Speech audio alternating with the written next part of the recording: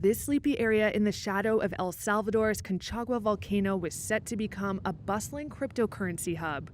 But nearly a year after big promises about Bitcoin City, Reuters found no heavy machinery, construction workers, or raw material to indicate any progress. People have started working from scratch and started small businesses on the beach. That's all the tourism we have. President Nayib Bukele had promised Bitcoin City would be a tax haven for crypto enthusiasts. Instead, for many, it's become a symbol of folly in one of the poorest countries in Latin America. When El Salvador adopted Bitcoin as legal tender last September, the cryptocurrency was close to $47,000. It's recently been worth less than half of that, trading at just under $20,000. The price drop has also elevated El Salvador's financial risk, complicating its search for $1.6 billion in sovereign bonds. Use of the digital currency has had trouble catching on, along with the government's Bitcoin wallet, Chivo. Neither the presidency nor the finance ministry would share figures on the wallet's use. But a survey by the National Bureau of Economic Research, a US-based NGO, found only 20% of people who downloaded the app kept using it after spending a free $30 credit from the government. Almost no one has downloaded it this year. The survey from the NGO found people don't understand Bitcoin and they don't trust it. For example, I have friends who have invested in that Bitcoin, and unfortunately, they have lost. The government says its Bitcoin policy has attracted investment, reduced bank commissions to zero, increased tourism, and promoted financial inclusion. The International Monetary Fund says El Salvador should ditch Bitcoin as legal tender.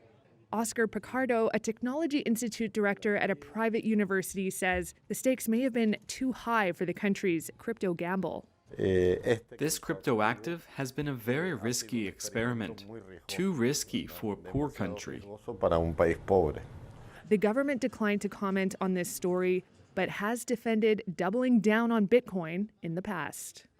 As you can see, we're going big with iPhone 14 and even bigger with iPhone 14 Plus. Apple CEO Tim Cook led the charge Wednesday, unveiling new iPhone models capable of using satellites to send emergency messages, as well as adventure-focused watches and updated AirPods.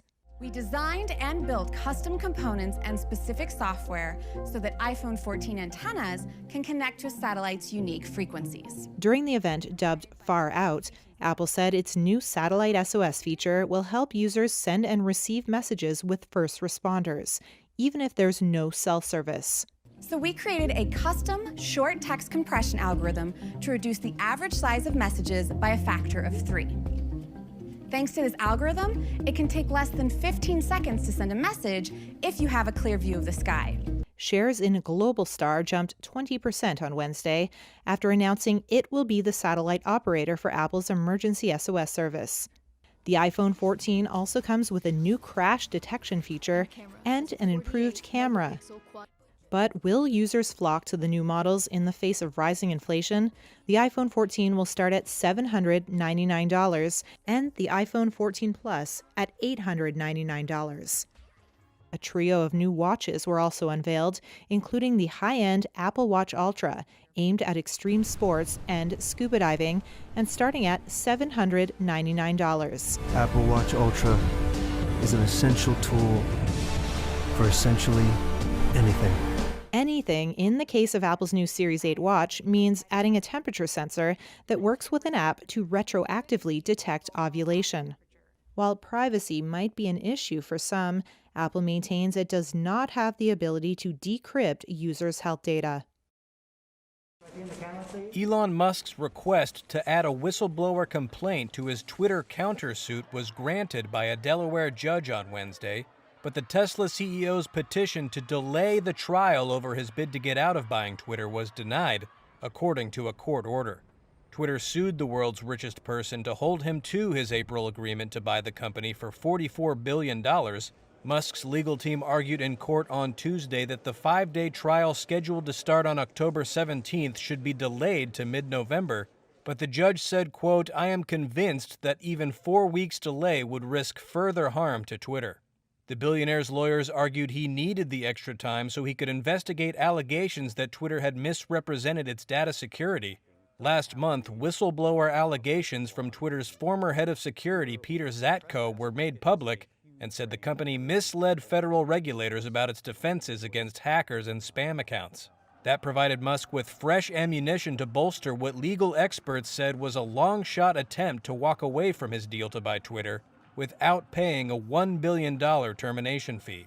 Musk's initial case against Twitter claimed the company misrepresented the prevalence of spam accounts on the platform.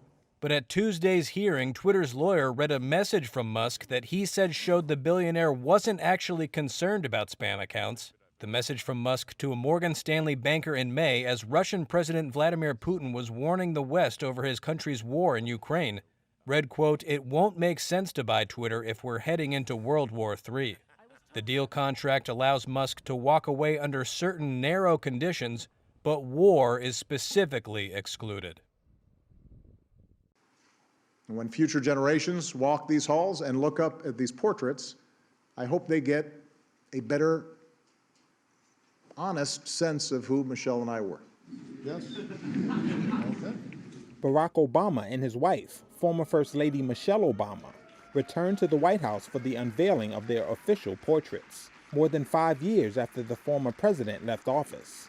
The event on Wednesday was hosted by current U.S. President Joe Biden, who served 2 terms as Obama's vice president. There are few people I've ever known with more integrity, decency, and moral courage than Barack Obama. Nothing could have prepared me better or more to become President of the United States than be at your side for 8 years. And I mean that from the bottom of my heart. Obama in turn praised the current commander-in-chief. Thanks to your decency and thanks to your strength, maybe most of all thanks to your faith in our democracy and the American people, the country's better off than when you took office, and we should all be deeply grateful for that. Artist Robert McCurdy put a gray-suited Obama at the center of his canvas, in a photorealistic portrait with a white background. Michelle Obama and her portrait is pictured in a blue dress in the White House's Red Room, in a painting by Brooklyn artist Sharon Sprung. The former First Lady reflected on the larger impact the couple's portraits may have. What we are seeing is a reminder that there's a place for everyone in this country. That's why, for me, this day isn't about me or Barack. It's not even about these beautiful paintings. It's about telling that fuller story, a story that includes every single American in every single corner of the country, so that our kids and grandkids can see something more for themselves. Usually, a former president returns for the portrait unveiling during his successor's tenure. But Donald Trump's administration did not hold a ceremony for the Obamas. Trump, before winning the 2016 election and succeeding Obama, was a longtime proponent of the birther movement that falsely suggested Obama was not born in the United States and should not be president. Large formal portraits of U.S. presidents and first ladies adorn walls, hallways, and rooms throughout the White House.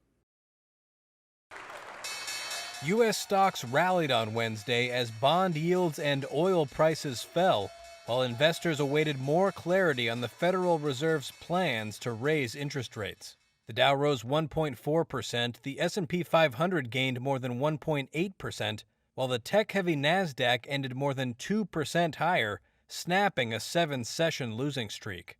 The rebound in equities spurred investor optimism that the market's sharp downturn since mid-August may have finally hit bottom, but Michael Vogelzang, chief investment officer at CapTrust, said he was still positioning cautiously.